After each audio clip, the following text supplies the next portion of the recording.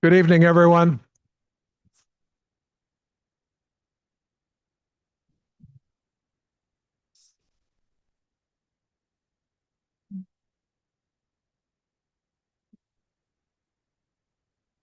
Good evening, everyone, and welcome.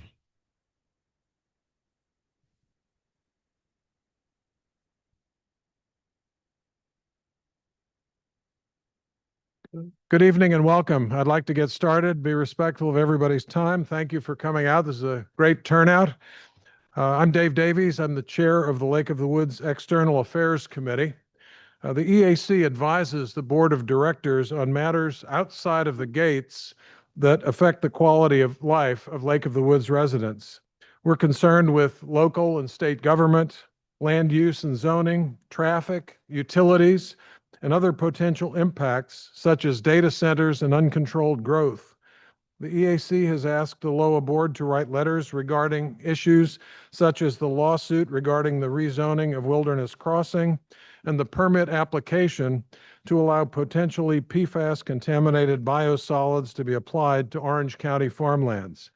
However, nothing is of greater concern than our drinking water.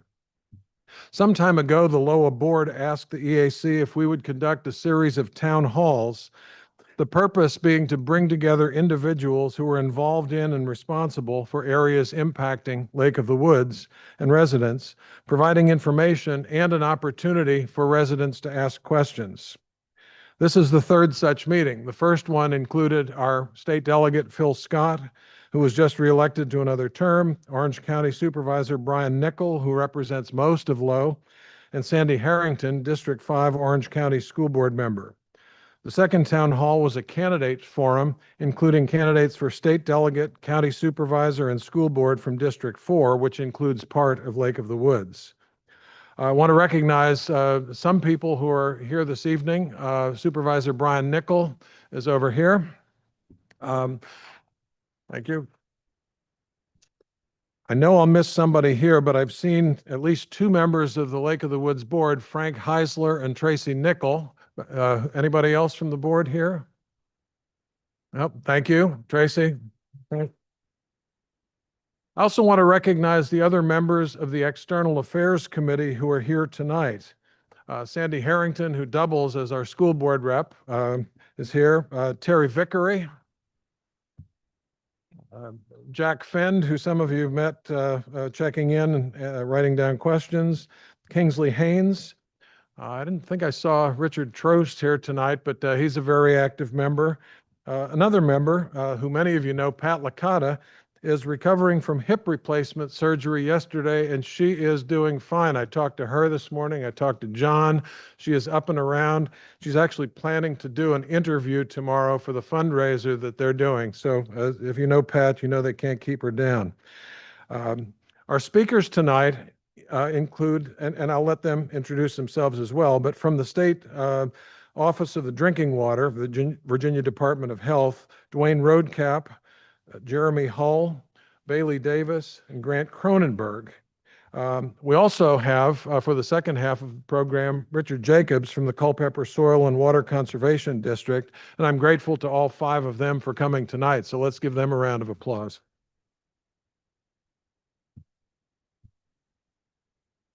We'll begin tonight with drinking water. Most of you are well aware that in August of 2024, Eastern Orange County had a water crisis that resulted in our not being able to drink water for almost a week. It turns out that a catastrophic pump failure at the RSA Wilderness Water Treatment Plant had caused food-grade mineral oil to burn and impact our water supply, resulting in an odor. It took several days for RSA staff and state officials to determine the source of the problem. However, this incident only served to illustrate our precarious situation in this part of the county, since we have only one source of water, the Rapidan River. Despite plans from about 10 years ago warning that a second source of water should be developed, there has been little, if any, progress toward that recommendation. During the water crisis, Spotsylvania County and the city of Fredericksburg shut off access to the Rapidan River and were able to draw on a secondary source. We did not have that luxury. In September of 2024, Jeremy Hull sent a notice of alleged violation to RSA General Manager Tim Clemens. In that letter, Hull required RSA to submit a detailed and comprehensive plan to address the violations and to schedule, quote, at least monthly meetings with the Culpeper Field Office to discuss the plan. In May of 2025, the Virginia State Board of Health issued a consent order between RSA and the State Board of Health. And also in May 2025, the Office of Drinking Water approved RSA's corrective action plan and schedule. As a disclaimer, I should add that although I am moderating tonight's town hall as chair of the External Affairs Committee, I was recently appointed to the RSA Board of Members as a representative of Eastern Orange County. In that role, I will do everything in my power to ensure progress on both the drinking water and the Lake of the Woods sewer system upgrades, a topic for another meeting. At this time, I'll turn things over to the gentleman from the Office of Drinking Water. I do have some questions. If you've written down any questions and have them, please get them to us. And if time permits, we'll open the floor to questions. And then at the hour, we'll turn things over to Stormwater Management and Mr. Jacobs. So, gentlemen, thank you.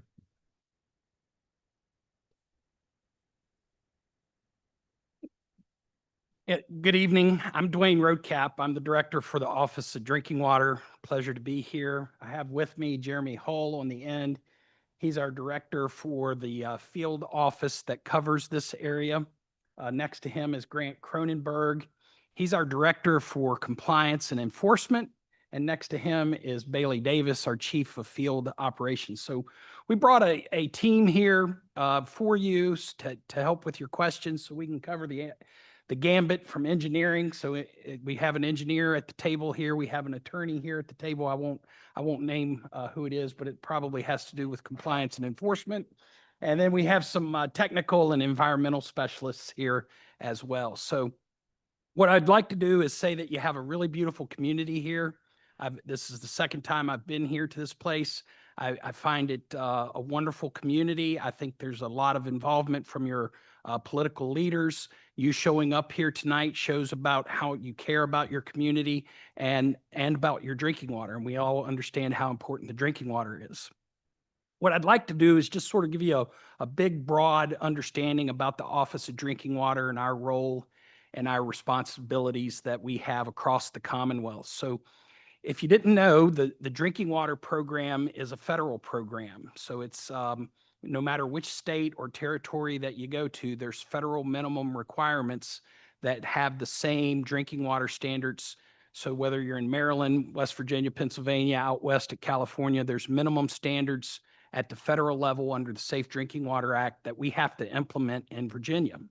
And then the state gets primacy to implement those federal rules through the Environmental Protection Agency. So our team has to do a lot of reporting to the Environmental Protection Agency at the federal level for the Commonwealth to enjoy primacy. And what the advantage of that is that we receive federal dollars through the US EPA to help manage the program. The state kicks in a fair amount of money as well. And then the regulated population also kicks in money. So we have three sources of funding for our operations and what we do for the Commonwealth of Virginia, and that's federal dollars, state dollars, and then special revenue, if you will, from the regulated community.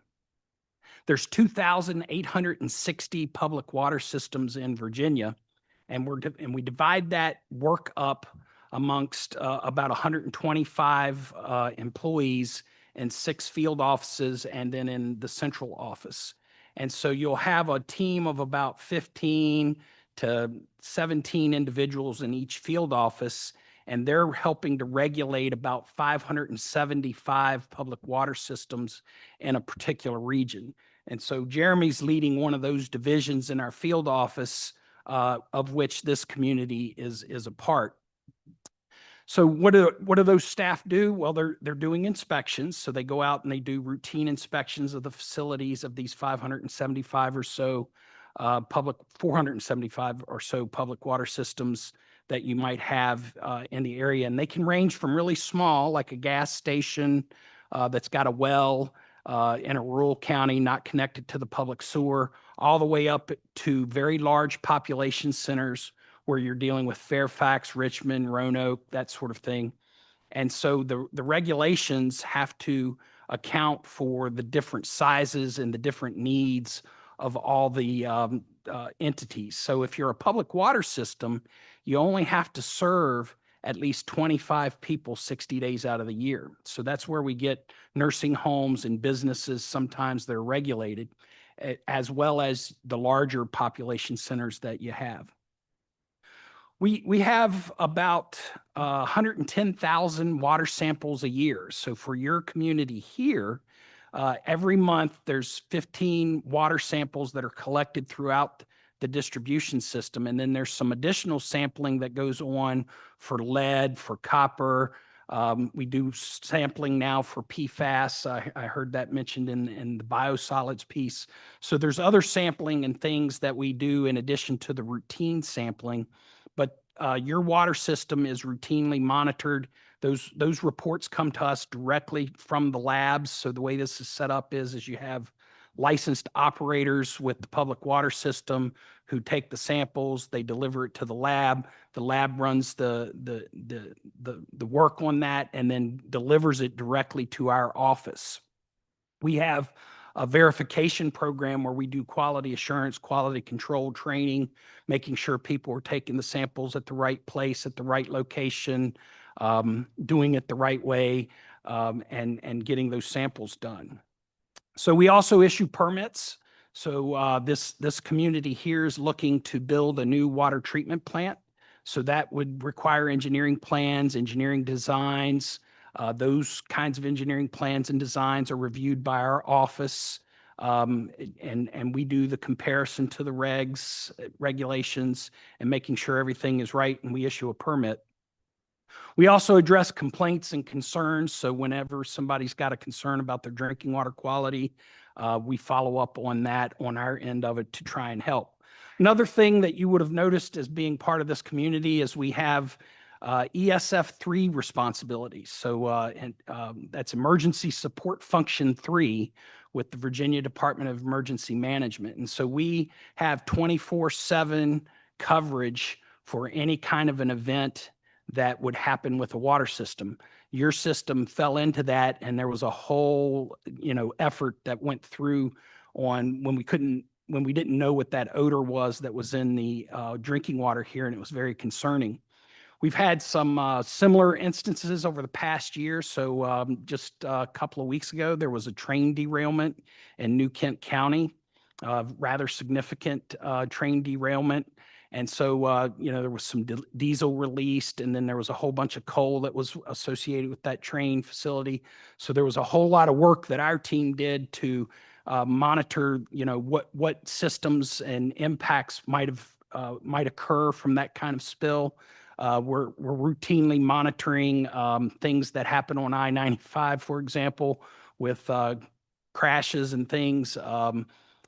When Hurricane Helene came through about a year ago, we were directly involved in that, and that had a really massive impact down in far southwest Virginia in the Blacksburg area.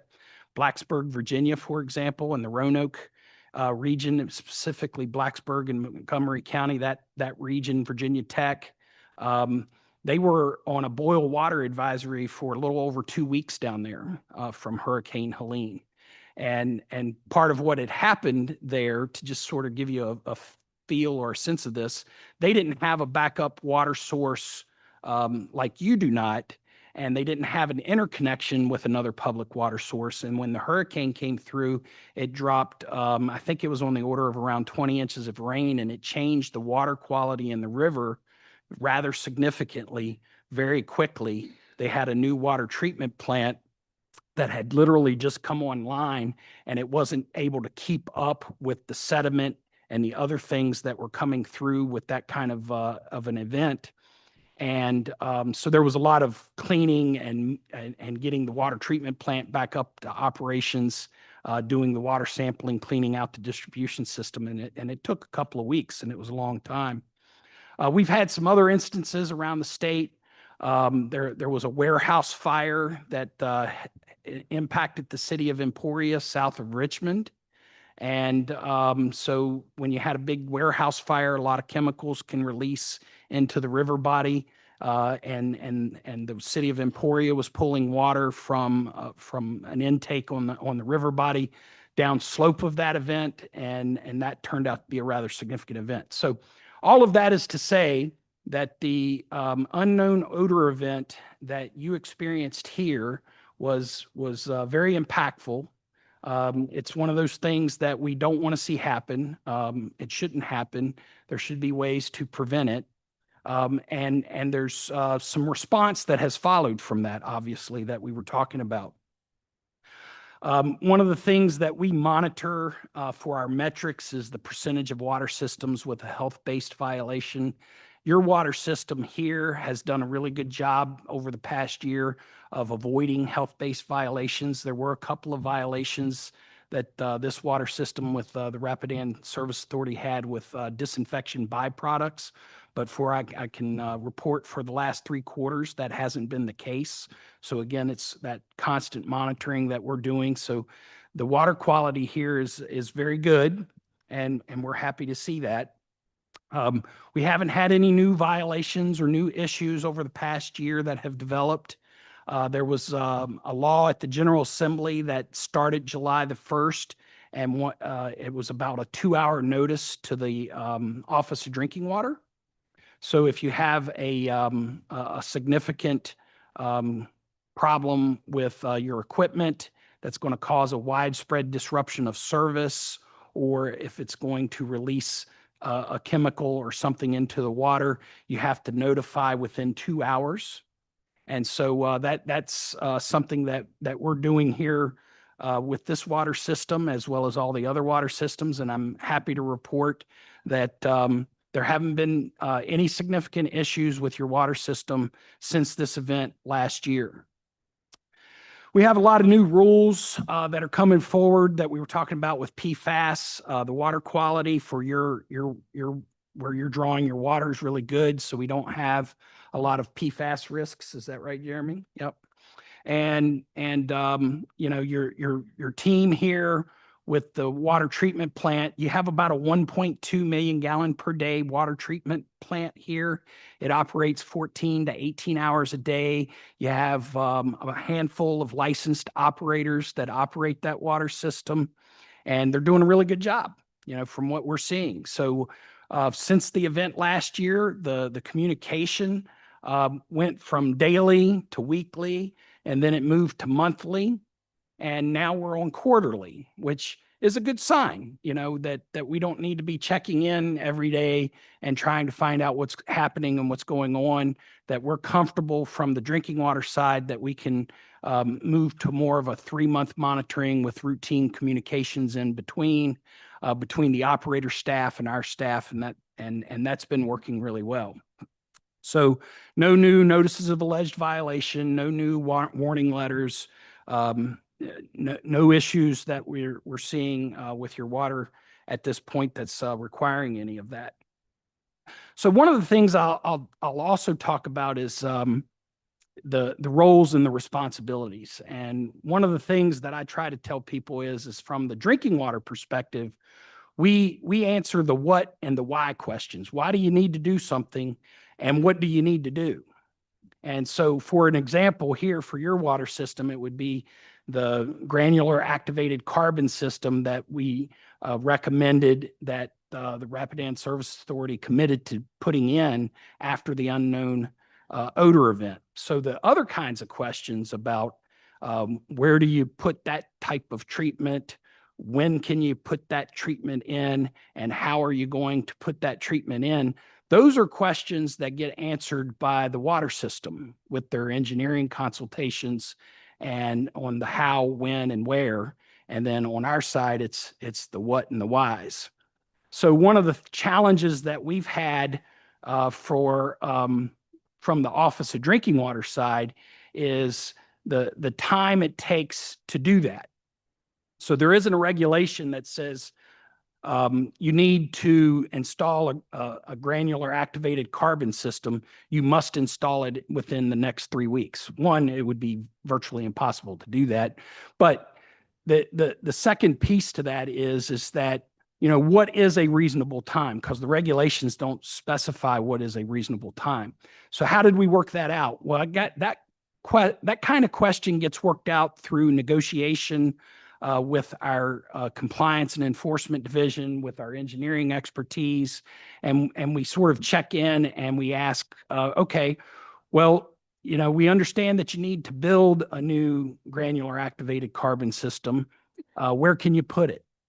And what we learned is that where the water treatment plant is currently located, it's physically bound by property boundaries that makes it really hard to put something on the physical plant site for new treatment where things exist and how they are.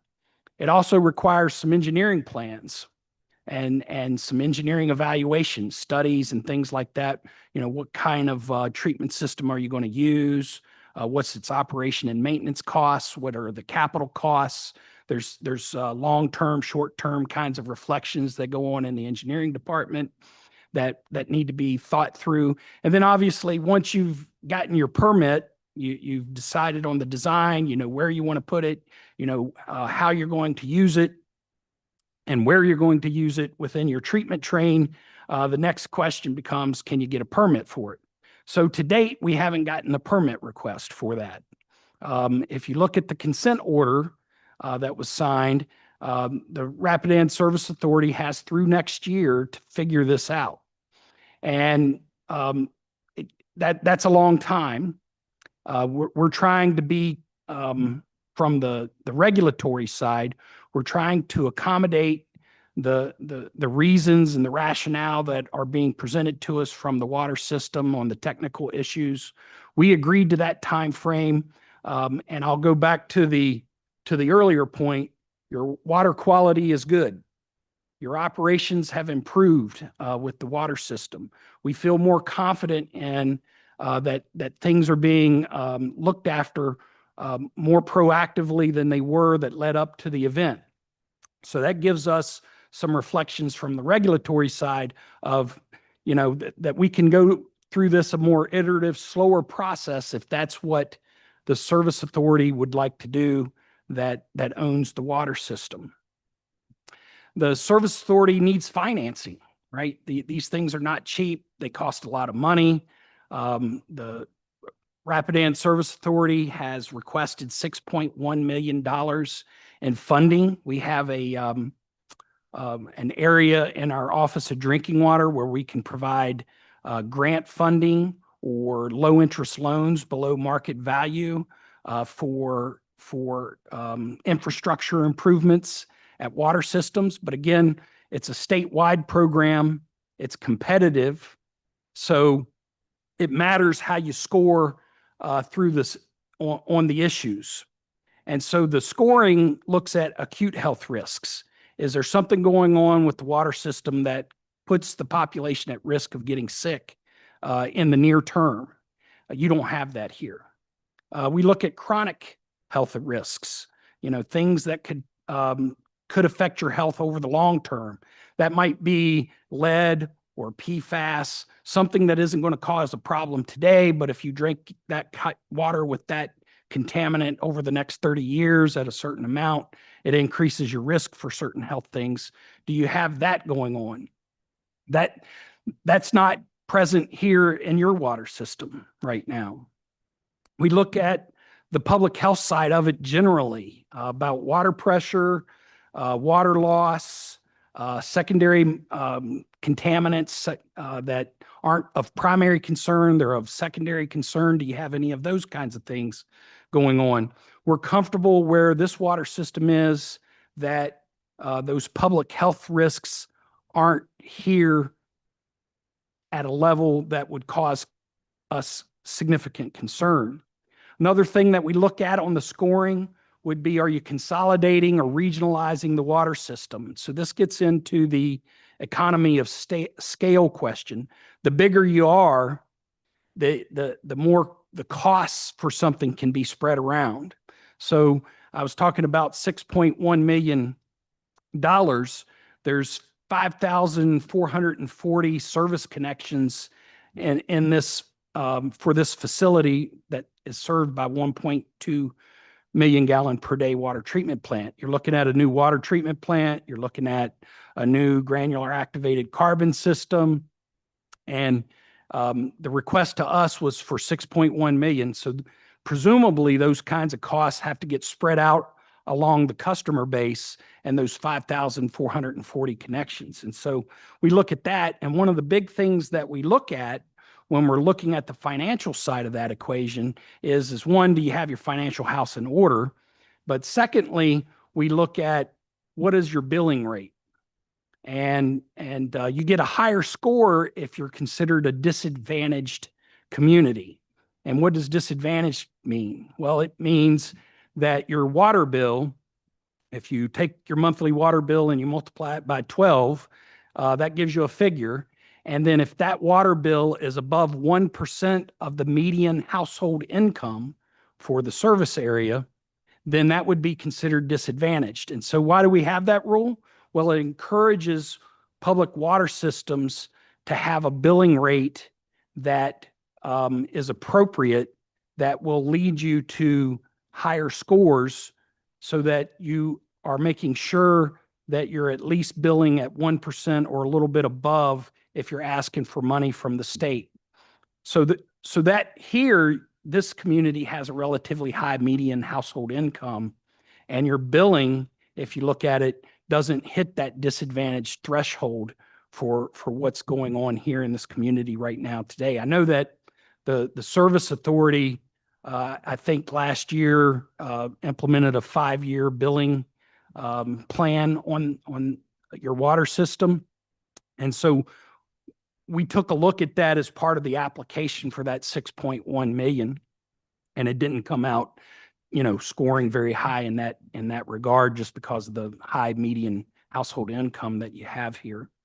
The other areas that we look at for scoring is readiness to proceed. Do you have a permit? Have you got your engineering plans in order? Do you have the land that you need to install the granular activated carbon system? How ready are you to use the 6.1 million? Because we don't sit on the money from the federal government.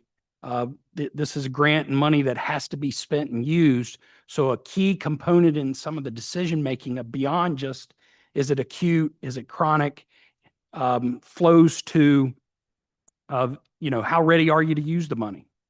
And right now, we've got a consent order that's spilling over, another 12 months from now. And so the readiness to proceed is not quite there yet for this. And then the final question that we ask as part of our scoring is what's your availability for other funding for the consumers to be able to accept, a higher billing rate, getting into that disadvantaged community. So where I'm going with all of this is that we've just completed this week the scoring for all of the applications in Virginia. And to give you a reflection, we had almost $150 million in infrastructure improvement requests across the Commonwealth for the 2,860 water systems. Of those 2,860 water systems, we had 31 applications. Of those 31 applications, we get to 150 million roughly. It was actually around 147 million, but I'm averaging up. So your community scored in the upper tier, but not quite where we would fund or offer funding. So then the question becomes, are the communities that are above this community going to accept the offers that we had? Because if you remember what I said earlier, we were talking about, as far as the funding goes, are you ready to proceed? You're a top tier candidate. And then if you're not ready to proceed, you got kind of a long way to go, which this community has. You're sort of in the upper tier, but toward the bottom. And so what that means is that if someone above the Rapidan Service Authority doesn't accept the loan or the grant money that we offer because they don't like it, or they've decided to go another way, or they've decided to delay the project, then we work down the list. So it's still possible that we might be able to fund something here that the Rapidan Service Authority has requested. Right now, I can say that's not the case. We're reaching out to other people who have filed applications who are in a different position, who scored higher on the scoring system. But if any of those that are above, because you're close enough that if any of those above decide not to accept the funding, then we might be making an offer. We'll probably know that within the next 3 to 4 weeks. So we're getting out letters to those that we can make offers to. We usually give them 2 weeks to get back to us. So I would think within, the 3 to 5 week range, 3 to 4 weeks, hopefully we'll be able to know with certainty about Rapidan Service Authority's ability to accept something. The last thing I'll mention is when we went into the consent order, so you go in, Mr. Davies mentioned about the notice of alleged violation following the odor event from last year, and we signed that consent order. That's a voluntary consent order, so we did not force it upon the Rapidan Service Authority. They agreed to it voluntarily, and that's why some of the timeframes look the way they do. The Service Authority agreed to some timeframes that we were willing to accept. It took a while to get through that negotiation on the timing.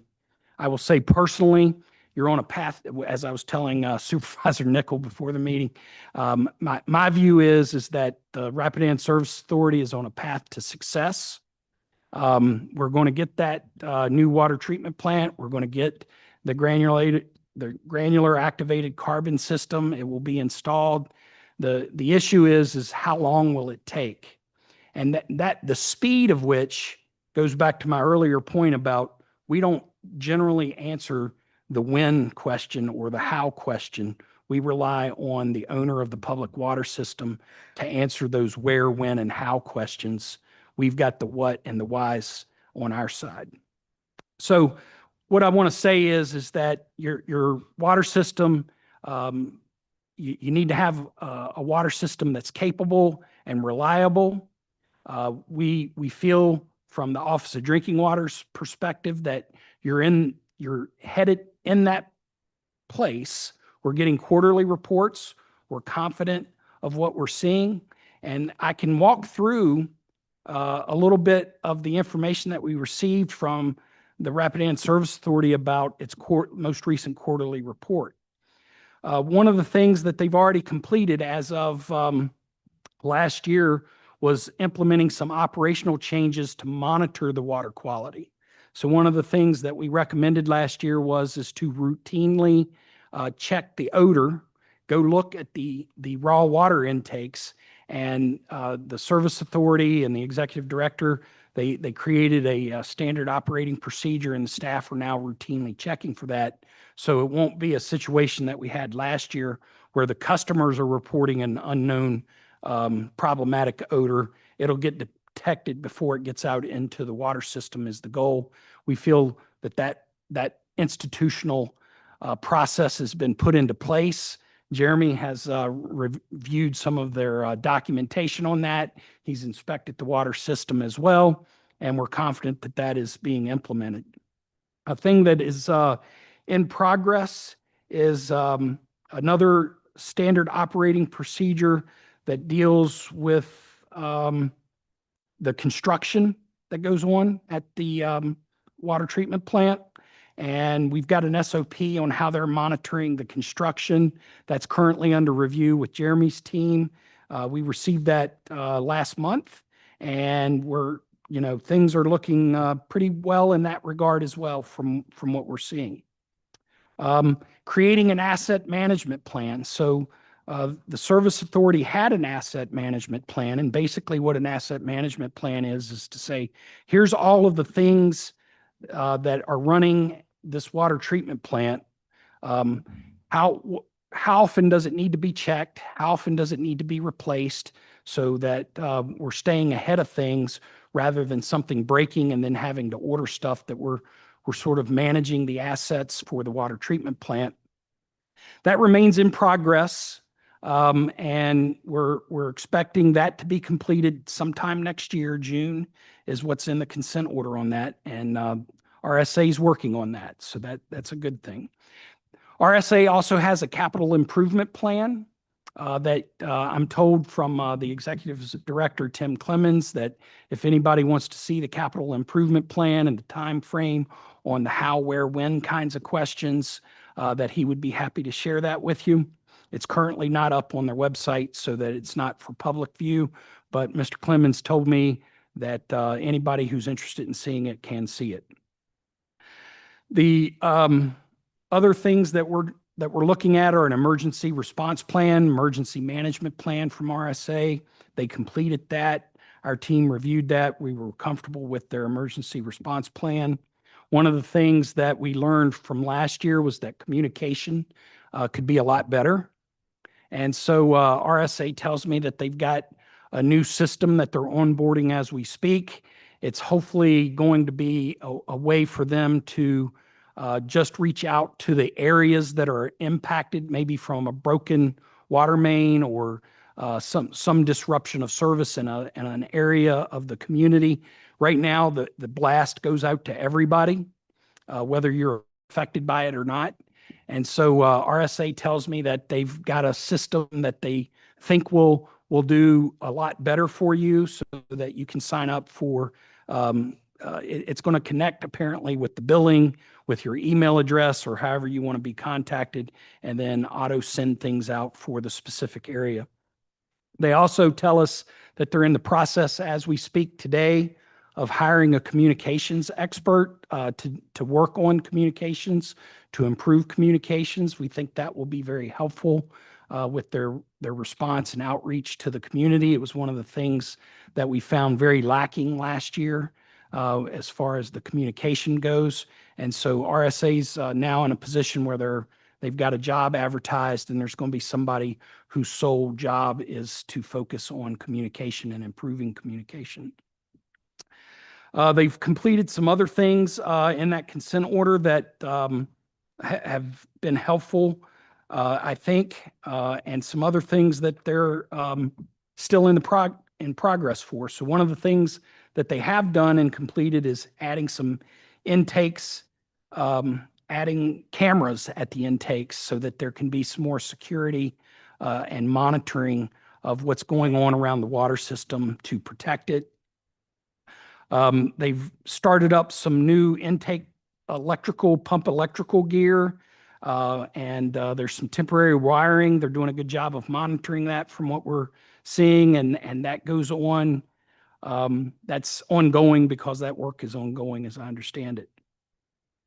And then obviously we were talking about the granular activated carbon filtration system. That's due by the end of next year. Again, that pace and that speed is one that's decided by the water system that we were willing to accept from the regulatory side. That continues in progress. So some of the things that they need to still do with that is get their plan on where they're going to put it, how they're going to use it, and submit the engineering plans to us so that we can issue a permit.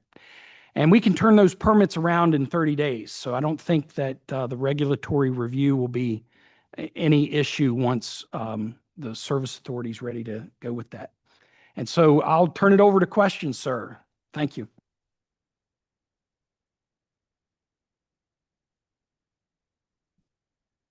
Thank you very much. We have a number of questions. Oh, yes. Anybody at the table can take these. In addition to monitoring the quality of our drinking water, does the state of Virginia monitor the supply of water to ensure there is an adequate supply of drinking water, especially in the case of a drought like 99, 2002, 7, 8, 10, 12? Well, I'll start and then I'll turn it over to Jeremy for any additional comments. The short answer is yes. There is a quantity component that is monitored for water intakes. It's more of a responsibility of our sister agency, the Department of Environmental Quality. So for the drinking water side, we can say the water treatment plant can produce, in this case right now, 1.2 million gallons per day. Our sister agency, the Department of Environmental Quality, does the review on what can be pulled from that water body without having adverse environmental impacts. So from the drinking water side, we do not issue permits that exceed what our sister agency will say. Jeremy, I'll see if you got any additional reflections on quality or quantity. Right. So you're right. The Department of Environmental Quality determines the amount of water that's available in the source, the Rapidan River. We evaluate the treatment plant capacity. We look at other factors in the system. Does it have enough storage, pumping capacity, other components, and we determine what the capacity of the waterworks is overall. Uh-huh. And it stems from the fact that we had to go to drinking water back in 2002 because the Rapidan was basically almost dry. I think you're familiar with the droughts. So really the question is focused on, does the state of Virginia, in addition to the quality of the water, do you actually help us manage the availability of water, the impoundments and things of that nature? It really deals with what if the Rapidan fails to produce enough water from a drought to provide ample drinking water to the residents? Right. So that is more the sister agency, the Department of Environmental Quality, when they determine how much, water they are permitting for RSA to withdraw from the Rapidan River. They are doing an evaluation of historical water quality information to determine what the worst case situation may be. And the 2002 drought that you reference, I believe that is now the worst case situation.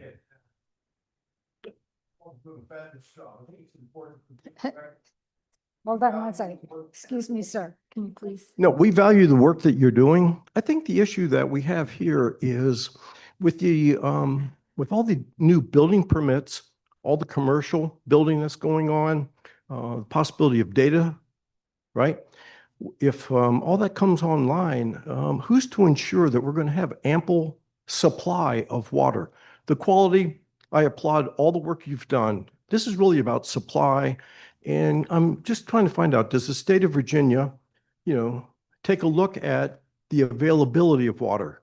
If I could just Yeah. jump in there. Yeah, please do. The RSA had an application to increase the daily maximum draw out of the Rapidan within the last year.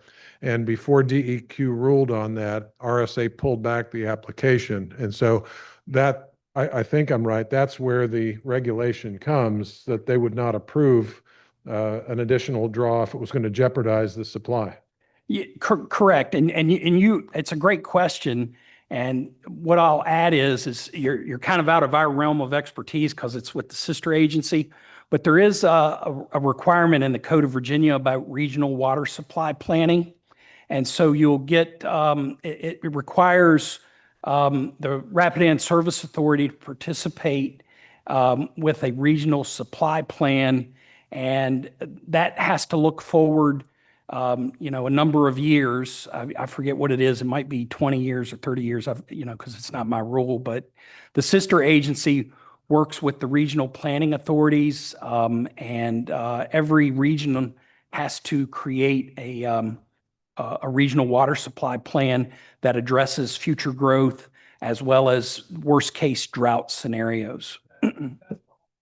Yeah, and RSA is represented on that, and Brian Nickel represents us as well on that regional commission. These two questions are related, so I'm going to group them. Is drinking water serving Locust Grove currently being tested for PFAS? And if those of you might not be familiar, PFAS are forever chemicals. They are persistent. They've been linked to health problems. And it's something that the federal government is working on regulations right now. And there was recently a hearing about the PFAS, potentially PFAS containing biosolids and whether they could be spread in Orange County. But is drinking water serving Locust Grove currently being tested for PFAS? And if so, will the full results rather than only the annual summary be made publicly? And also, with new federal PFAS limits taking effect, can the water system serving Locust Grove meet those standards without treatment upgrades? If upgrades are needed, who will pay for them, and has funding been identified? So I'll start. they are required to test for PFAS. Right now, the PFAS rule requires an initial monitoring period, which is due in April of 2027, requires 4 samples quarterly over a year-long period. I believe those samples have been taken, Jeremy? For RSA? Yeah. Yes. Yeah. And they did not show, from my understanding, Right. any PFAS chemicals present in the water. But after that 2027 period, they will fall into a regular compliance monitoring schedule. So if they didn't show any initial monitoring PFAS chemical contaminants, they'll have to do a quarterly analysis every 3 years and submit that to the Office of Drinking Water for analysis. And their proposed GAC treatment that Dwayne was mentioning is a common treatment train process for dealing with PFAS chemicals, so that would help in that respect as well. RSA indicated in September of 2024, over a year ago, that they were investigating granular activated carbon filtration. Their corrective action plan states that it won't have an engineering study until December 2026, and their operations director recently said it might be 2027. What is a reasonable time for a study, much less the implementation? Yeah, this gets to my earlier point about the path to success, but it's going at a snail's pace. We're happy to work at the speed with which RSA is willing to commit resources to that. It's slower than what I personally would want it to be. With that being said, there are realities that the Service Authority has brought to our attention that do require planning and thought. One is where are you going to put the new water treatment plant? The second is where can you put the granular activated carbon? And you don't want to be in a position where you build a new GAC system, a granular activated carbon GAC system for your existing water treatment plant when you know you're getting ready to build a new water treatment plant because you don't want to build it twice. So they're sort of landlocked right now. RSA is landlocked to some degree. And so these are the sort of realities that were presented to us from the regulatory perspective when we were negotiating the time frame. And in our view, RSA proposed a time frame that's reasonable considering those circumstances. Landlocked, need to build a new water treatment plant, and you don't want to invest in something that you're going to then have to reinvest again. So, Jeremy, I'll see if there's any additional thought or Grant that you guys want to add to that. So yeah, another factor when we were considering those timeframes were, that there's now a change. So the first item in the corrective action plan regarding enhanced source water quality monitoring, that's something that, makes it a little bit easier to say, well, the granular activated carbon won't be needed as urgently because now we've got another protective measure in place. In discussions with RSA, they firmly believe they'll be able to get that preliminary engineering report to us sooner than December 2026. But given that this is a consent order and that these are enforceable deadlines, they built in, a little bit of extra time for unforeseen circumstances. But their goal is to get that report to us as soon as possible. And another consideration also, in addition to what Jeremy said, is the financing piece of this. So, depending on how you move forward with this, it could in fact impact rates on the customers and that sort of thing. So there's different considerations that are being balanced, and we're kind of leaning in on the how, where, when, more so than we might otherwise be with what the Service Authority is telling us. It's probably just as well that this question is a little vague so I don't get myself into trouble, but why can't the RSA purchase the lot adjacent to it to install the required facility? First of all, it's my understanding that there are no available lots next to the Wilderness Water Treatment Plant. I suspect somebody may be referring to the building on Route 3. where there is a lot available next to it, that would be no help at all.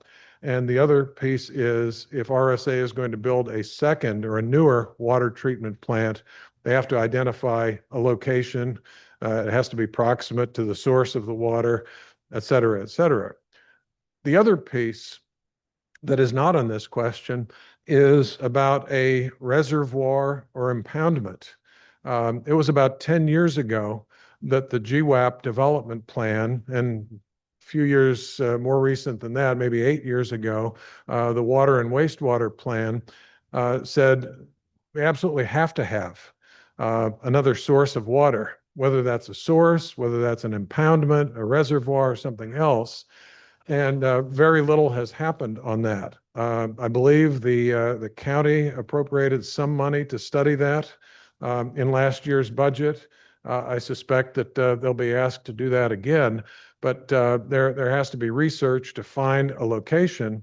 But building one of these reservoirs or impoundments does not happen overnight. I think it's a 5 to 10 year process from start to finish, one estimate I saw. So.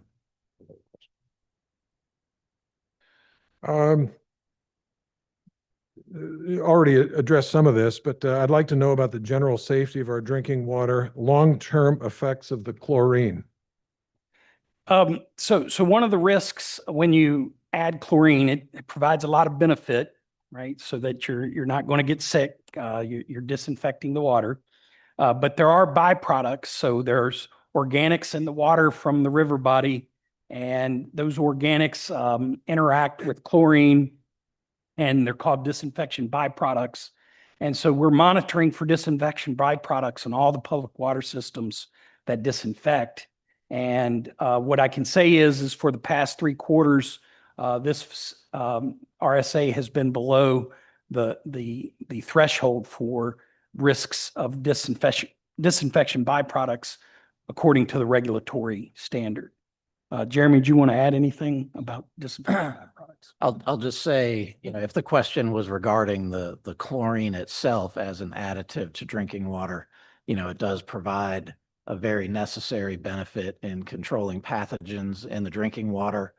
The present standard for the maximum amount of chlorine residual in the water established by the Safe Drinking Water Act is 4 milligrams per liter. So there is a number that has been determined to potentially be harmful to health. The level that's used in this waterworks and all waterworks is always below that value. So in this system, it's, half of that, 2 milligrams per liter, most likely.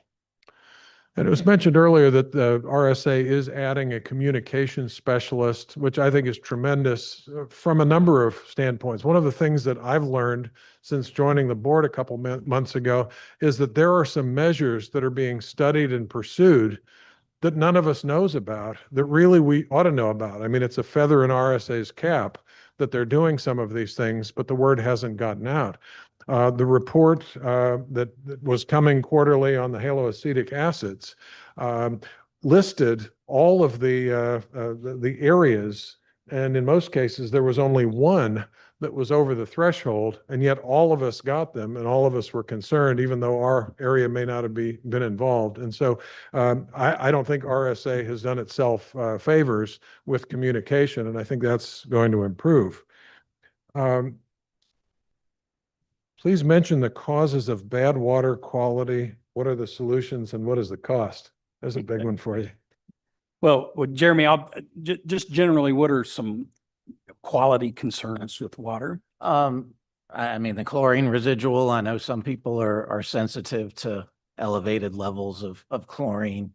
The Safe Drinking Water Act is looking at, not ensuring our drinking water is free of all substances. It's expected that there are things in our drinking water. The goal is to keep them below harmful levels. And that's where we're at today with the wilderness water system. So that's the good news. If this question is referring to, periodic upsets within the distribution system that, lead to discolored water, that's something that a majority of utilities deal with. over time, some sediments, inert sediments that aren't harmful to health, they can accumulate within the distribution system. If there's a sudden increase in flow rate through the system due to, maybe there's some fire hydrant flushing or something like that, that might stir that sediment up and lead to discolored water at your home. Those episodes, hopefully are minimal. When you do experience them, you can contact the Rapid Hand Service Authority and they can come out and investigate exactly what the cause of that issue was. And that answers the question, hopefully why that is answers the the water brown? So they knocked that one off. I had my water tested by an independent lab in September 2024 after the pump failure. They were not a company that sells water treatment systems. The level of haloacetic acids measured 19 to 20,000 above the health grade level. I understand health grade level is an unenforceable measurement. What does health grade level mean, and why is it included in water test results if it's an unenforceable measure? So there are a lot of different organizations that set their own standard. So there's a couple of environmental organizations that are out there, and there's different debates among experts, toxicologists, on what can be harmful or what can't be harmful. To give you a reflection about how EPA has implemented the rules under the Safe Drinking Water Act, they generally try to look at the worst case scenario. So an infant, a pregnant woman, something that someone who's immunocompromised, and then they say, okay, those are your highest risk populations. And then they look at, if that person drank this water 2 liters a day over the next 30 years, what would be the increased risk of having a health impact, a cancer or something that is associated with that. So many of the chronic standards that you see for the drinking water standards are very safe standards. And so the disinfection byproducts falls into this same category. EPA has established a limit of, I think it's 80 parts per billion. Am I getting that right, Jeremy? For haloacetic acids, it's 60 parts per Okay. billion. For trihalomethanes, it's 80. There you go. So I'm glad we brought the engineer. So when they set that level at the federal level, you can be confident that even though you might have some of that in your water system, it hasn't reached the level where the most sensitive populations drinking that over a long period of time, and a lot of water, 2 liters of water a day is a lot of water over 30 years. That's going to have a certain unacceptable risk at 80 and 60 from what Jeremy was saying. But if you're below that, the risk has not been determined to be of significance until you reach that level. So it gets to Jeremy's earlier point that whether you're pulling water from well water or you're getting water from a public water system, we've got over 90 contaminants now that are regulated, and if you're looking at those, and in the broad sense, there's tens of thousands of chemicals that are out there, right? And so we're looking at a subset of those, but we feel confident under the federal rule that if you're doing a good job with this subset, we're taking care of the other things that are of problem and concern. So, that's just the reality of sort of the risk of it. Is there a concern that EPA funding to the Commonwealth will be reduced? Yes. So with respect to funding, EPA put out a budget earlier this year that suggested it would significantly reduce or end funding to the states for the drinking water program. So one of the things that's part of my job is to raise this issue to our state representatives to be aware of this. risk. And, you know, for example, a few years ago, the drinking water program was receiving about $18.2 million in funding from one grant. That has reduced down to 4.9 million. All right. And so, as I was saying earlier, there's three funding sources: fees from the regulated community, the general fund from the General Assembly through general tax revenue, and then the federal government. What we're seeing is that those federal dollars are at risk. And so the question to maintain our public water system is making sure that we've got the funding on the fees from the regulated community and from the state if the federal government is not going to continue doing what it's done in the past. A question about water filtering. Is there a whole house filtration system that you would recommend? Are there grants to help pay for them? What's the difference between a filtration system and reverse osmosis? And one more question. I've heard from two different residents who have whole house filtering systems. One who said that he changed his filter after a year and there was no noticeable difference. Someone else actually sent us a picture that every 2 months she has to change hers. Does it depend on the system? Does it depend where you are on the line, et cetera? Yeah, so there's lots of options and different costs associated with those options for homeowners.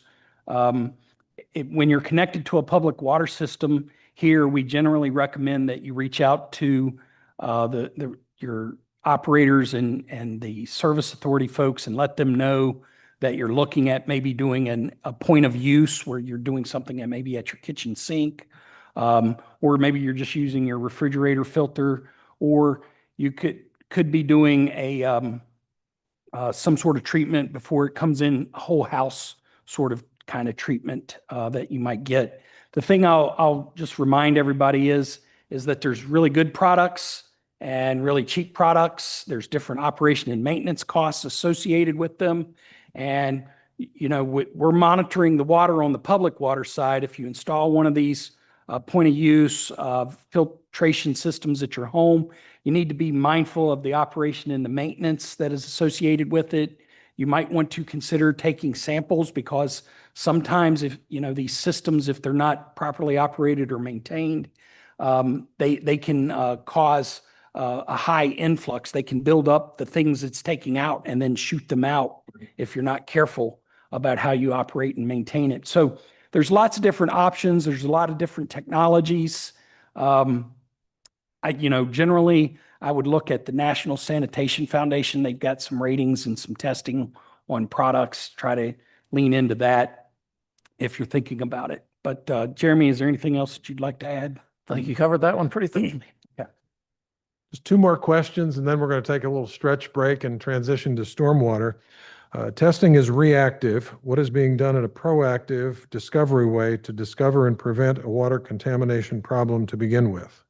Yeah, it's a great point with that question. So whenever you're taking a water sample, it's a point in time, and it tells you what's going on right then and there. It does give you confidence that, you know, if things are going on there with routine sampling, that things are going to be okay going forward. So generally, the proactive piece of this is your operator staff and the competencies of your operators that you're hiring. And we were talking about earlier about standard operating procedures, taking things out of judgment calls and just putting them part of the routine. So before the event from last year, customers informed the staff, the Rapidan Service Authority's staff about the odor. We think that we now have proactive processes in place where that would get identified before it reached the customers and that the water treatment plant staff could address it quickly before it moved through the water treatment plant and out into the distribution system. So a lot of the proactive stuff has to do with your procedures, your policies, your training, and your knowledge and skills of your operators that you're hiring. I'm going to combine these two. Can LOA or RSA hire a professional company to analyze RSA's water quality problems for a long-term solution? And second part, how was RSA allowed by the state to get so behind on following state requirements? And I guess I would reframe that and say, were they behind? I would say no. When the odor event happened, RSA was being monitored on a routine basis. And, one of the things that I sometimes reflect on is the low probability, high impact. It's Nassim Taleb's Black Swan kind of event. And so, in the emergency response planning and the emergency planning with the Rapidan Service Authority, the staff there need to be thinking about what are low probability, high impact type of events and how would we respond to those kinds of events.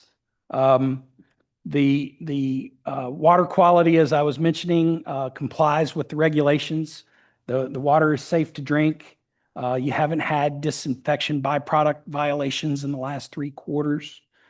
So we're confident in your drinking water from the state perspective. Jeremy, you inspect the treatment plant and work with the staff, you and your team. Anything you want to add, sir? No, not in particular. Maybe more so to the previous question, about proactive monitoring. There are surrogates out there that are monitored, during the treatment process regularly throughout the day. The sampling that Dwayne referenced, the 15 samples per month, those give us an indication that water quality is generally being maintained throughout that time frame. So there are other aspects to the operation that allow us to have that confidence that if the treatment plant is meeting this particular surrogates parameter, then we are confident that the treatment plant is doing its job and removing the other contaminants that are present. The last question is actually a teaser for a future town hall, but it's related. These guys deal with the intake. This details with the outflow. Sewer charges, the greatest aspect of our billing and increasing regularly. And what's being done? That is a question for another time. What I would say is that when you look at your RSA bill, you have to really examine it and see what's what. There is a drinking water component that actually, when RSA did a rate study a year or two ago, is quite low compared to communities like ours. But then you get into the sewage, and there's a sewage usage fee that is higher than the drinking water fee. There's a regional sewage system fee, and then there's a specific LOA fee of $23.50 a month. And that is to do a complete overhaul of the vacuum sewage system that we have here at Lake of the Woods, a system that nobody would design for a community of 4,000 some mostly year-round people today. But we have it, we're stuck with it, it's got to be improved. And that $23.50 a month is going into a separate pot that will be used to upgrade the 13 pump stations that are around the lake. Some of them just need larger pumps. Some of them probably are going to need completely new, the little brick buildings to fit everything inside them. And there may even be a need for an additional pump station as some of the areas have built out farther away from the pump, and obviously vacuum degrades at a distance. So that's a whole other question that we'll probably tackle maybe at the next town hall meeting. But what I'd like to do is thank the folks from the Office of Drinking Water, and Thank you. let's take a 5-minute stretch break, and we'll bring on Richard Jacobs.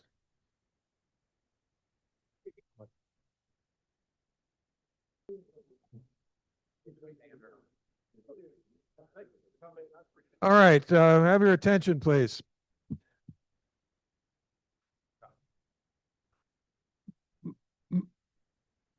Most of you are aware of the damage that Lake of the Woods suffered from the extreme storms.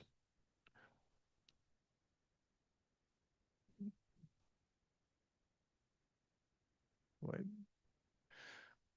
Most of you are aware of the damage that Lake of the Woods sustained from the extreme storms and resultant flooding this past June and July. Although some of this can be attributed to unprecedented back-to-back severe rainfall events, there's no doubt that some aspects of flood prevention are under our control. Richard Jacobs has been involved with Lake of the Woods for years, knows the property, is consulted on new construction, among other things, and Richard will speak about stormwater management in developed communities like ours.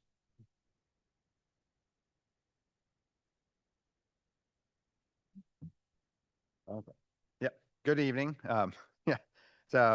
Again, my name's Richard Jacobs. I work for the Culpeper Soil and Water Conservation District.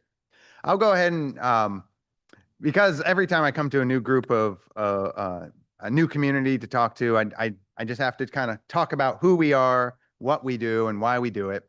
And then I'll touch a little bit about, I'll accept any questions about stormwater, but I can just give you kind of a broad overview of what of stormwater impacts. So again, I've been working for the Culpeper District for about 20 years now. Just as some background for me, I have training as an engineer from Virginia Tech, and I do a variety of different tasks for the district. One of them is reviewing site plans, construction plans for erosion control and stormwater management. So the district itself is made up of, we cover 5 counties. We're an independent agency, independent subsidiary of the state government with our own elected board members. You guys will be voting for them in 2 years. It's every 4 years, and it's usually during the governor's race. So there's 2 representatives for Orange County, and you're welcome to do a petition and try to get on the ballot for that if you want. It's an unpaid position, though. Yeah, so we're managed by a board of directors. We have right now we cover 5 counties: Culpeper, Madison, Orange, Greene County, and Rappahannock. So the upper Rappahannock River Basin. So we have a good feel on we work primarily with farmers. So we have a good feel for the farming community in this area. And we work closely with the counties on, again, a kind of a wide variety of topics. We're usually a stakeholder in a lot of these discussions that go around. I know. Yeah, I think sometimes we get pulled into emergency management stuff and water supply planning, those sorts of issues. So what we do is that we initially were formed. There's 47 districts across the whole state. So the state, our districts were formed almost 100 years ago during the Dust Bowl. So our primary goal is to try to conserve and protect the soil on the farms. And in so doing that, we also protect water quality. So our primary focus is water quality, and to make the farmer more productive with his land. Over time, we've evolved, and we do provide more education and outreach to organizations like yourself. We are involved in the schools. We teach the teachers. We do a bunch of different things education-wise. We provide technical assistance to farmers, landowners, homeowners. And then the last thing that we do, the really big thing that we do, is implement BMPs, best management practices. So these are practices that it's a combination of management practices that like a farmer would use, or maybe a homeowner would do in their yard, or it could be a physical practice to improve water quality. Some of the examples include for farmers would be that livestock exclusion fencing is a big one. Keep the cattle out of the water to prevent bacteria and other nutrients from getting into the water and causing problems there. We also do cover crops and and what I'll talk about here in a few minutes is that we do have some stormwater practices as well that we implement. There are other things that we do in that I would like to take a moment for. So we do work on septic. We have a septic program that helps maintain septic systems. You guys are not on that, so most of you won't apply. And we also we work with the extension office to do well water testing for your private wells. But if you are on a community system, or if you're interested in what's coming out of your tap, you can probably go ahead and participate in this program as well. Usually it's limited to about 50 or 60 tests a year whenever they do it. It's through the extension office. It's a reduced cost to do the well testing clinic. And they do cover some of the water treatment systems that you might want to install in your home. Like the Department of Health was saying, is that the waterworks test the water when it leaves their system, doesn't test it when it comes into your home. Yeah, so yeah, septic. Okay, so why do we focus on water quality? Well, it's because the what runs off of the farm fields, what runs off of your lawns, ends up in our waterways and our lakes, and can cause various different problems there. Some of the obvious problems would be sedimentation, right? You see muddy water suspended in the water column. You see sediments covering the stream bottom, which is habitat to our fish and other aquatic organisms. It can also carry with it invisible pollutants, like nutrients. It can carry petroleum products, all sorts of other toxic chemicals as well. Most of our practices are focused on sediment and nutrients, so phosphorus and nitrogen being the two big ones. We also, and some of that stormwater impact coming from the various different land uses, the farms and the lawns, impacts the waterways, and the Department of Environmental Quality, they monitor those waterways, and they give each waterway what's called a designated use. So drinking water is a beneficial use. It's just one of the uses that we use our fresh water. A designated use is something that the environmental scientists use to categorize the quality of our water. So the highest quality is going to be the fishable, swimmable, recreational use for the water, right? So we want to be able to have water that's clean enough for us to safely eat the fish that's in the water and safely swim in the water and have some sort of physical contact. So DEQ does the monitoring of the streams for that. And the big thing that they look for that determination is bacteria contamination. Of course, bacteria mostly comes from manure as well as our wastewater system. So either the wastewater treatment plants or your septic systems that are out there. So that's the primary thing that they're looking for in a lot of those analysis. They do a wide they monitor the waterways for a wide variety of components, but bacteria is the one that that if it hits a certain level, it's no longer swimmable and it may not be fishable. Of course, they do look at lead and other toxic chemicals which affects the fishable criteria as well, because you've seen those fish advisories, right, in certain waterways. Right now in Culpeper County, Mountain Run has had a fish advisory for large portions of it. That's the main stream that comes out of the town. So there's some toxic chemicals that are affecting the eels, if you want to eat the eels. But I think it also affects some other fish that's in the waterway.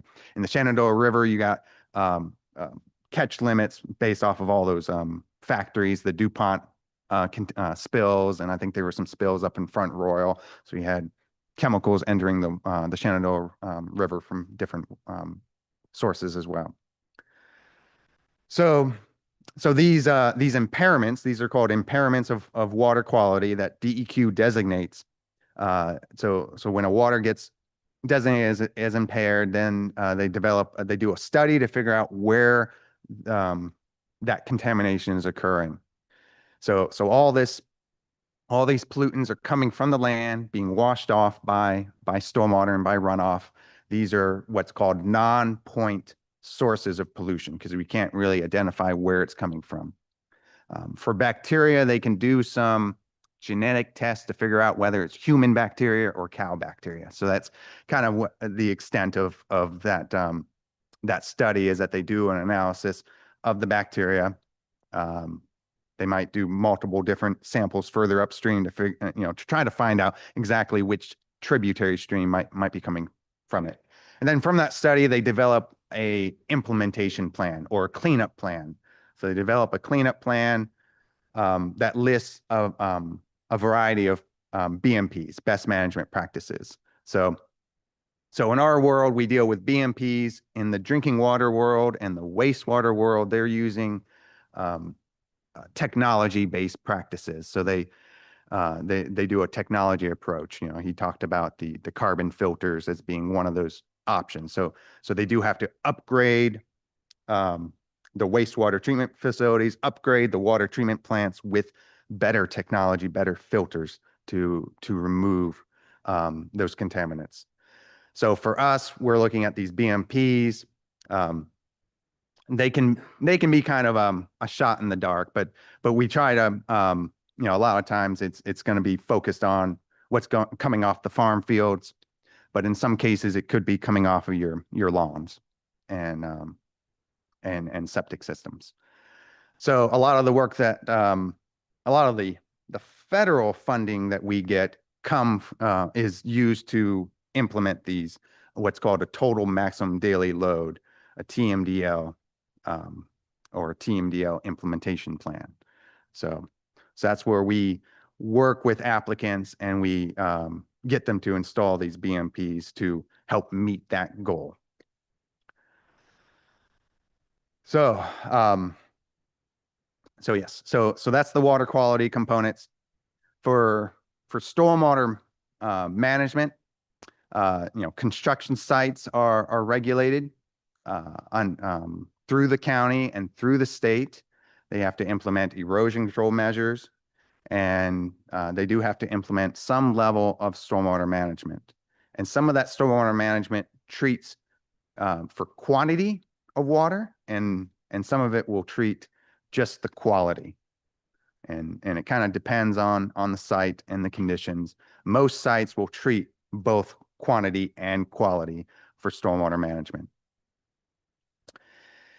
Yeah, so the quality is based off of phosphorus being the largest source of nutrients leaving the site. They don't treat necessarily for any of the other toxic chemicals coming from the construction sites or development in general. So phosphorus is kind of the indicator pollutant. So if we're capturing phosphorus and reducing it, we're hoping that we're capturing the other pollutants as well. And erosion control is kind of the same way. If we can capture the sediments, hopefully we're also capturing phosphorus and those other pollutants. But erosion control is only during construction, and then stormwater management is supposed to be installed during construction, but be maintained and continue well beyond. Yeah, so guess in your community here, we've I know the association is working on some stormwater projects right now as we speak, trying to address some of these flooding issues. Yeah. Some of the stuff that we're doing, and so I'll leap into this. So there's a grant program that's out there right now called the Virginia Conservation Assistance Program. I got a display over here on this table. I have a brochure as well that you can take. So this is kind of a stormwater cost share grant. So it's not going to cover the cost of all you know, the entire installation process, but it will help cover some of it. So this is a voluntary program. Just so so just to clarify again, the agricultural program that I talked about that we do with farmers, that's voluntary. We're not forcing the farmers to install them. This is the same way. We're not forcing you to install stormwater practices on your site, but if you do have what we call a resource concern on your property, dealing with erosion or poor vegetation or some sort of excess runoff issue, we could look at a variety of options. Most of these practices are small scale or micro scale because it's intended to treat just your lot.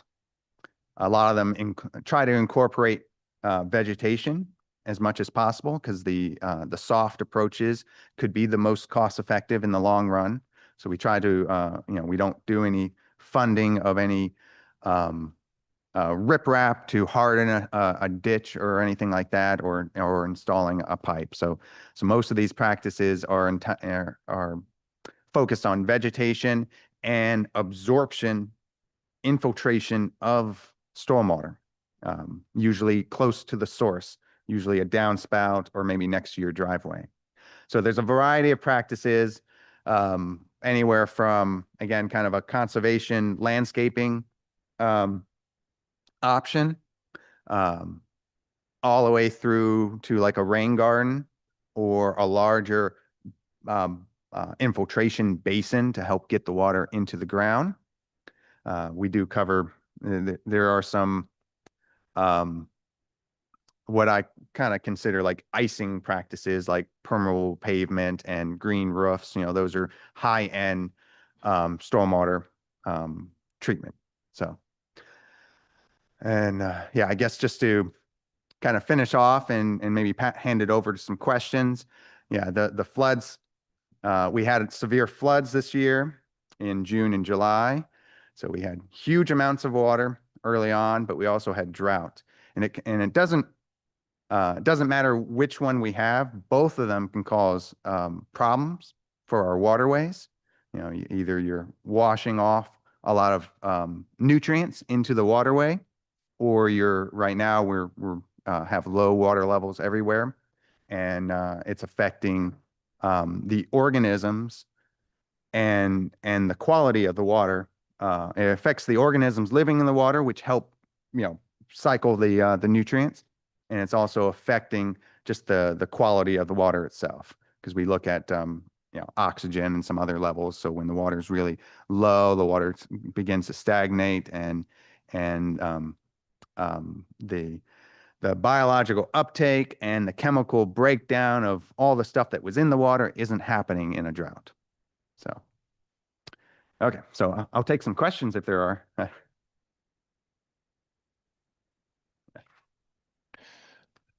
Excellent. What is the process for assessing new construction at Lake of the Woods in terms of stormwater drainage? What is your role? What's the county's role? And what's the association's role? Okay, good question. Yeah, so yeah, the district is contracted with the county to provide plan review services, both for construction projects, but we also work with their planning and zoning office for larger rezones and use permits as well. The association here has a memorandum of agreement with the county to permit certain sites. So not every infill site in the lake here is necessarily being required for a higher level plan and review and approval. So the projects that are being reviewed and engineered are the ones that are modifying existing drainage easements or possibly impacting waterways. So any site that's has a creek flowing through it, or has these drainage easement ditches, or in some cases, these drainage easements don't even have a ditch per se, but they're just kind of drawn on the plat on your lot plan. So those ones typically require a more formal plan, which is developed by an engineer. Most of these home builders are getting an engineering firm to develop a plan.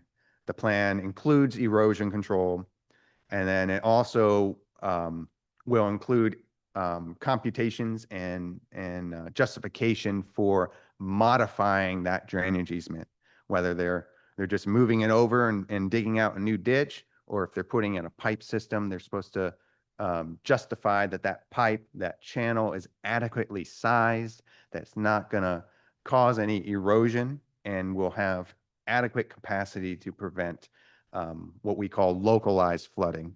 So you have general flooding from like a stream channel going out into the floodplain, but then you do have localized flooding, which could happen pretty much anywhere where there's a constriction in the system.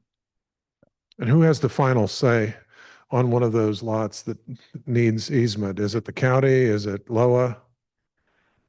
Yeah, I think the way it works is that the Lake of the Woods, I guess it's the environmental committee, right? Or yeah, so they do kind of a determination on whether a site will be modifying this drainage easement. So they kind of start off the process and with telling the builder that they need to submit a plan. The county receives those plans. I review them. I do provide an approval recommendation. So we're the review authority. We're not technically acting as the approval authority. So the county does grant approval, usually based off of our recommendation. So, and then the environmental committee, they can provide additional feedback if need be. But yeah, I don't think they do that. But Great, thank you.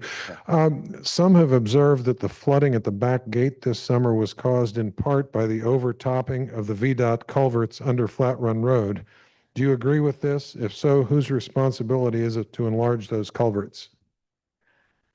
yeah, so I did look at that situation with Keegan, and yeah, I would generally agree that yeah, there is considering that there's several culvert pipes there that are smaller than the box culverts under Lakeview Parkway. That's an obvious constriction point. There is that FEMA floodplain on either side of the road, but yeah, just the idea that those pipes don't pass storms like this, where the Lakeview Parkway box culverts did pass that storm, right? So I don't think yeah, any sort of flooding on Parkview Avenue was caused by that obstruction in the water overtopping Flat Run Road. So who's responsible? You know, VDOT, it's a VDOT road. It's you know, it's their responsibility to maintain those culverts.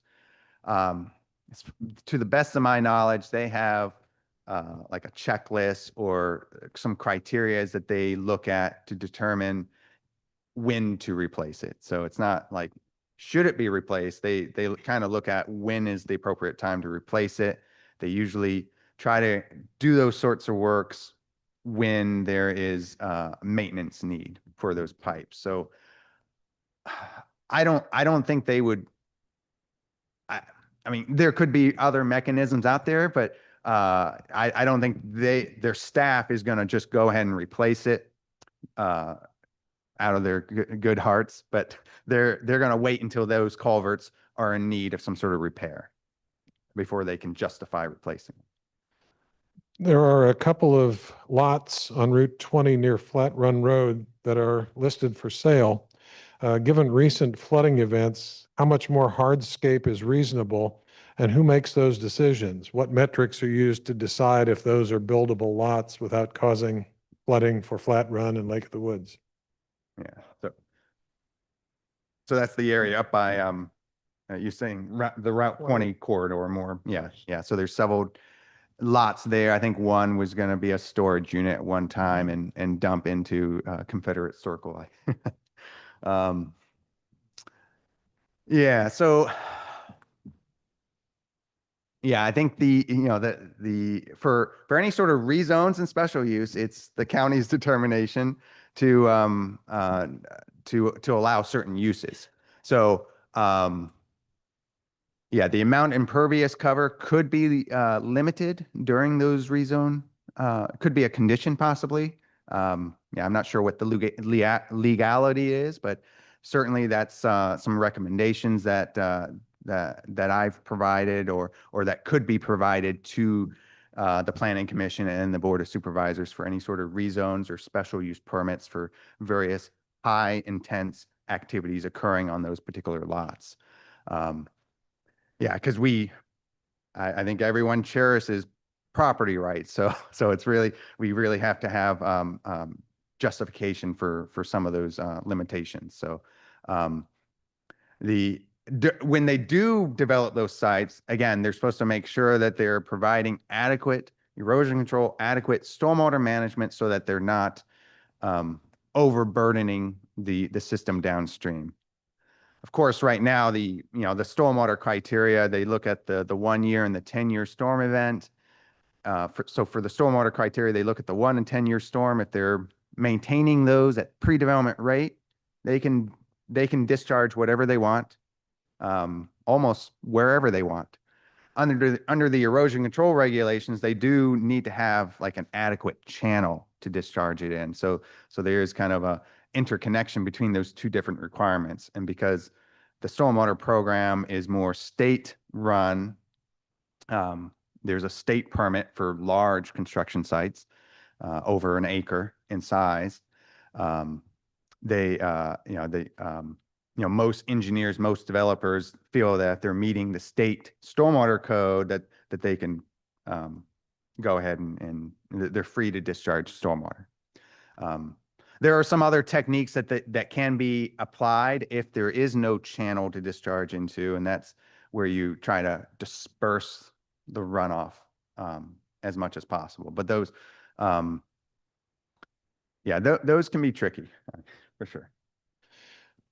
Lake of the Woods has fallen short of its goal for ditch restoration in recent years.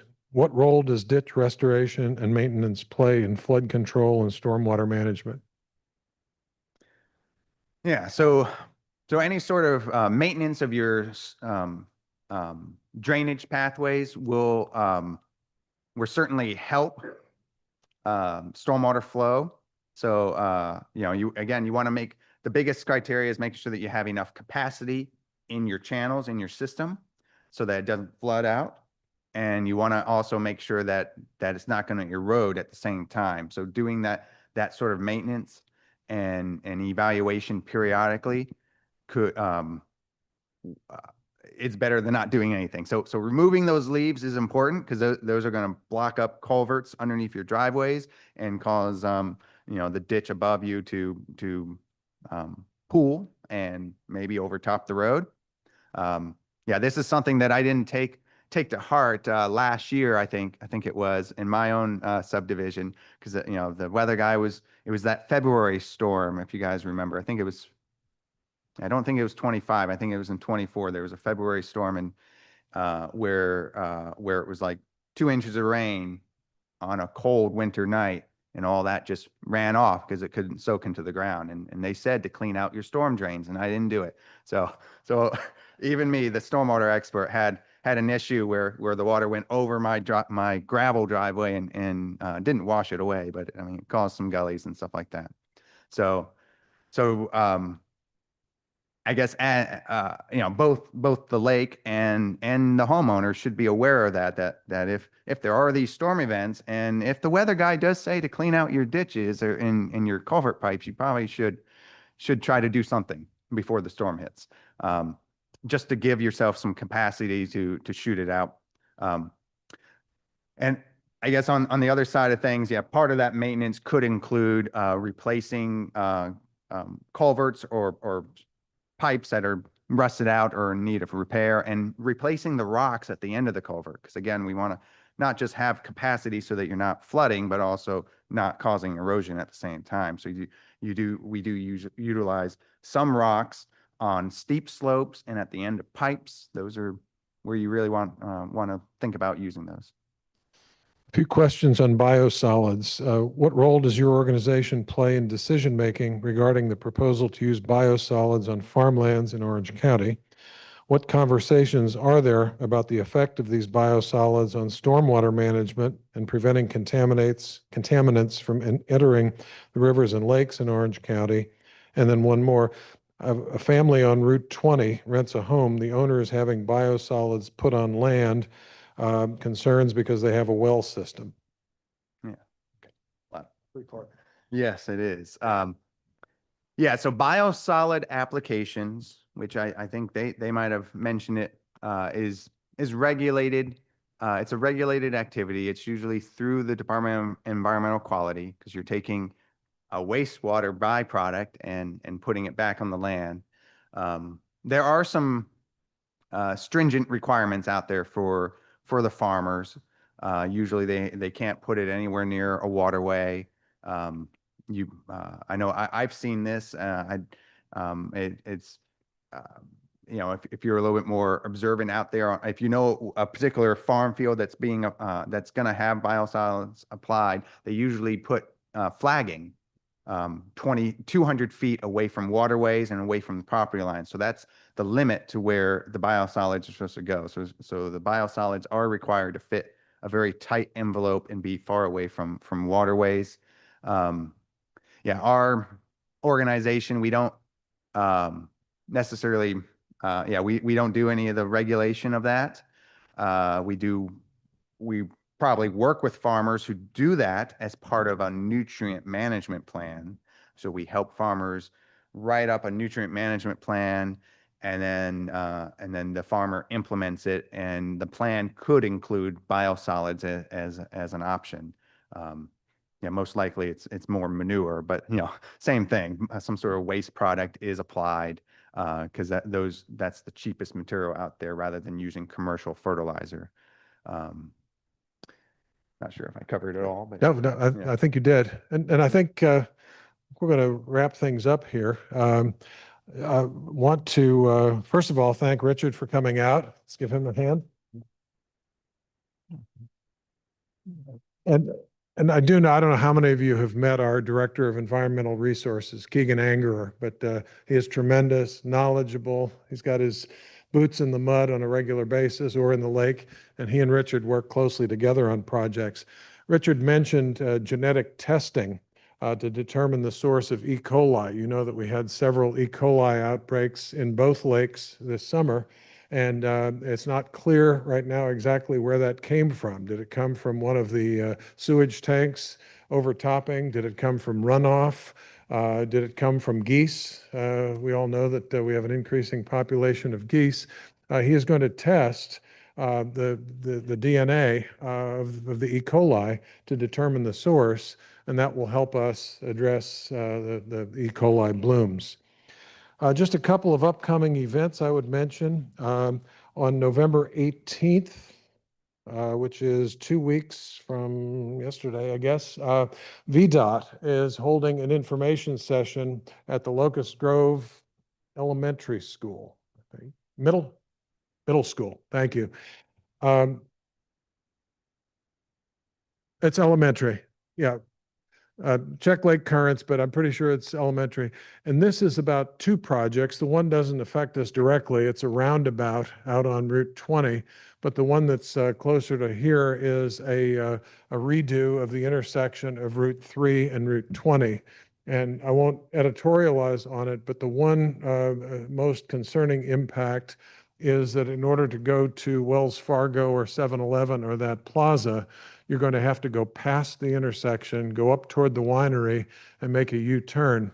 And I don't know what they're going to do about extending the acceleration lane for those that make the U-turn, if they're going to consider reducing the speed limit from 55. But there are lots of concerns about that.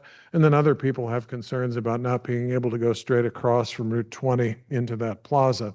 So if you're interested in that, November 18th, and then November 19th, the Orange County Board of Supervisors has their annual meeting at Lake of the Woods. That'll be in the clubhouse, in the clubhouse. If you'd like to make member comments, 6 o'clock in the clubhouse, November 19th, the supervisors will be there and have their annual meeting. So without further ado, thank you all for coming. We have a tradition here at Lake of the Woods of helping to put the chairs up. So if you could grab one and put it on the